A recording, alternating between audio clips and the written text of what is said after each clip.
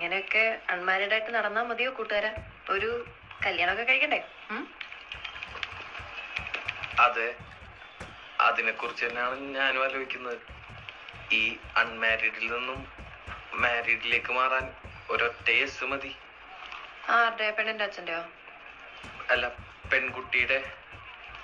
അതേത് പെണ്ണ്?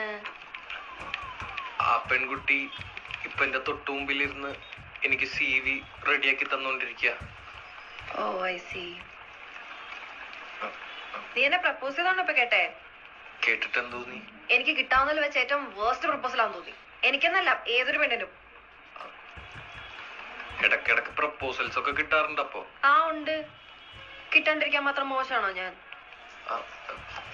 എനിക്കും കിട്ടാറുണ്ട് പ്രപ്പോസൽസ്.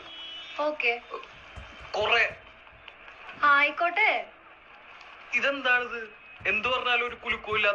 അങ്ങനെയൊക്കെ അൺമാരീഡ്